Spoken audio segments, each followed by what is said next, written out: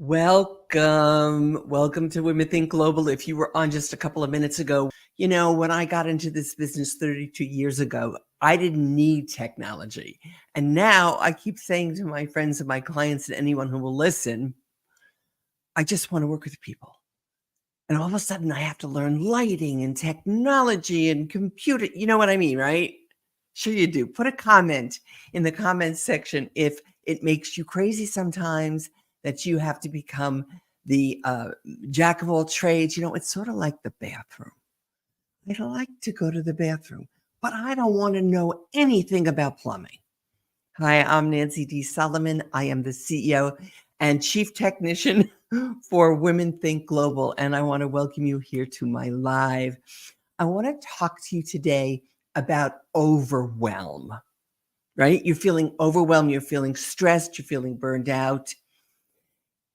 And there's a very curious relationship that overwhelm has to our decision making. So let's talk about that. But before I do, I am going to just tell you a little story about writing my book, which I have right here.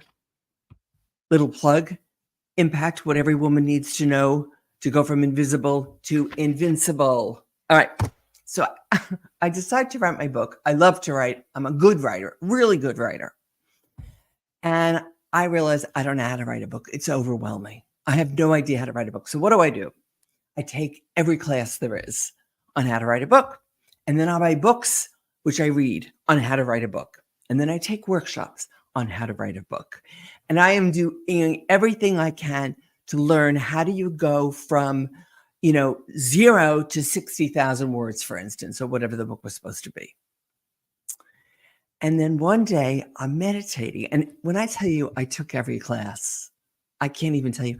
And it took me 5 years to have this brainstorm. And I had the brainstorm in meditation. And I said, you know what? I'm just going to sit down and write about something that I love to write about. So I remember putting the word on the paper and I wrote a sentence about whatever it was. And next thing you know, I had a few sentences. And next thing you know, you're guessing this now, I had an entire page. I go, well, this is fun. So I wrote another page and another page. And next thing you know, I have a chapter, which I called essays. My chapters are really short. And I did that because I wanted people to be able to pick up the book wherever they wanted to pick up the book, and they wouldn't have to read from page 1 to page 300. Which brings me to my next point.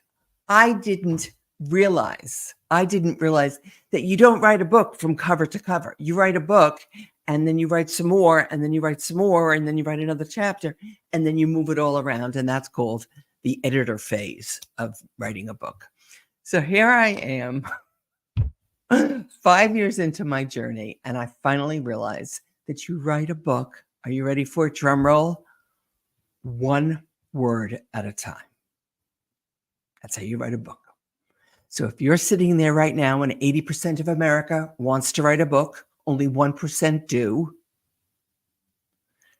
I want you to know that you write a book 1 word at a time. As a matter of fact, and then I'll be done with the story. When I was done writing, I had 10,000 words more than they wanted me to have. So I ended up having to take out a number of essays. And the funny part about all of this is that everything I wrote before I decided how to write my book that would work for me, every word I wrote that 5 years before in every workshop never made it into the book. What does that tell you? So what does writing a book, transforming your team, buying a Bentley, paying off your school loans, deciding you're going to marry him or her or not marry him or her, what do all these things have in common?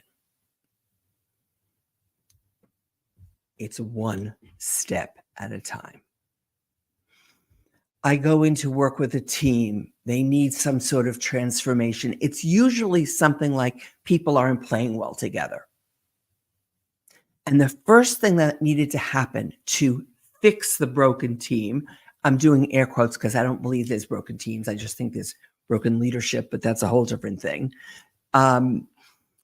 The first thing that this VP of sales, for instance, or SVP of engineering, the first thing they needed to do after they got over the overwhelm, realizing that they did not have the skills to fix this.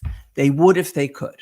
They are, technicians, for instance, or programmers or whatever, that they're excellent at. But they didn't take like people skills 101 or emotional intelligence 101. So they call somebody who has. But the first thing they needed to do is they needed to make a decision. I have a dysfunctional team. What do I do?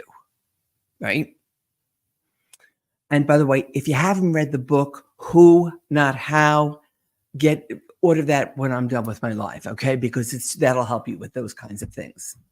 So the first thing to do is make a decision. The decision is not even I'm going to hire somebody to fix this. The decision is I do not want to work in an environment where my team is killing each other, is being mean to each other, is being aggressive or microaggressive to one another. I want a team that's highly functional, a team that's compatible, and a team, most of all, that is productive.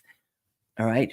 They're efficient and they're effective, and they get me the results to drive the initiatives that I've been handed. Number one, they need to make a decision. And then you need to make one little step. And this applies to everything you want to do, be, or have. So let's talk about do, be, or have. Do is I want to go back to school and change careers. Do is I want to get the promotion. If you're in the doing mode, it's put $1 million in the bank. It's anything that you want to do. Have is I want to have peace of mind. I want to have a team that gets along with one another, right? And be is who are you? You know what? I want to be a more authentic leader. I want to be a more compassionate leader. Right? So anything that you want to do, be, or have, this formula works for. So you make your decision, you take a little step. I want to work with a harmonious team. Okay. What's the next little step? Little. Well, I need to find out, did anybody else have this problem in my organization? And how did they fix it? Who did they use? Who did they bring in as a consultant, perhaps, or as a trainer to figure out exactly what the issue is and fix it? Because I need a functional team, right? The next step, they make some phone calls. Now, I know I'm breaking this down in a far more minutia than you need. But you get the idea? It's not like I want a highly functional team and boom, the next day you have it. Or I want to write a book and boom, you have a book. Or I want to put $1 million away, $1 at a time, and boy, you've got that. It takes patience. It takes patience and one step at a time. And the third thing that all of these things have in common is you need to keep your eye on the goal, not the how, the what. You don't need to know how. You're surrounded by really smart people. You have an internet, you have AI. That's the how. You need to keep your eye on what you want, the goal. Why is that? Because if you keep highly focused on the goal, then when life does what life does, which is create obstacles, create concerns, when life does, it's not a straight line. None of these things I'm talking about is a straight line. There is nothing in life that is a straight line except a straight line that you have on your paper. That's it. And even that's questionable sometimes. And so when you come up against these obstacles, when you meet the naysayers who say, you'll never have a transformational team. Look at these people. They're a bunch of idiots or whatever. I hope nobody talks like that, but they do. When your eye is on your goal and you're committed to that, and your desire for whatever that is so strong that you won't take all the dips and curves, et cetera, and the ups and downs, you won't take it personally because you'll know it is part of the journey. Does that make sense? Of course it makes sense. I'd love to know, what are you working on right now that feels like it's insurmountable? It feels like the challenges feel like there is no way you can work through all those challenges to get to your goal. I'm telling you, I know it sounds so like kindergarten and you folks are all postgraduates, right? But it really is that simple. So what happens is when I look like, oh my God, I need to write a book. And I didn't know how, right? It made me inert. So what happens when we're overwhelmed with anything is our mental gears and our emotional gears lock up with each other. And it creates inertia. So you do nothing.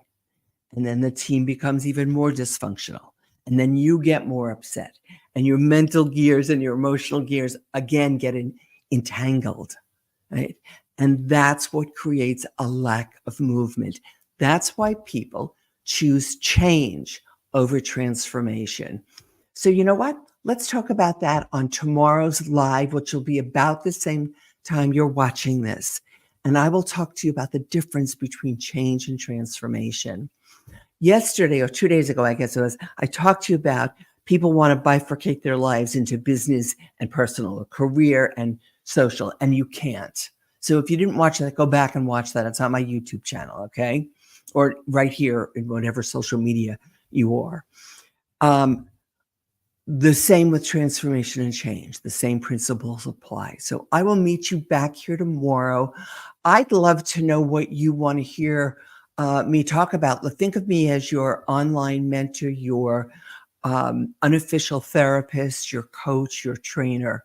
All right, think of me that way and ask me the kinds of questions you'd ask those people. And if you have a situation in your life where you think another set of eyes with a lot of experience can help you, in the description here is a link. Go to grab a spot on my calendar. It's connectwithnancy.com. That's simple enough. Okay. Connectwithnancy.com. Grab a few minutes. It doesn't cost you anything. It doesn't cost me anything. And let's see if I can't give you some hints to put you in the right direction. So again, thank you for joining me. And I appreciate you. I appreciate all of you who take time to watch and to listen. Bye-bye now.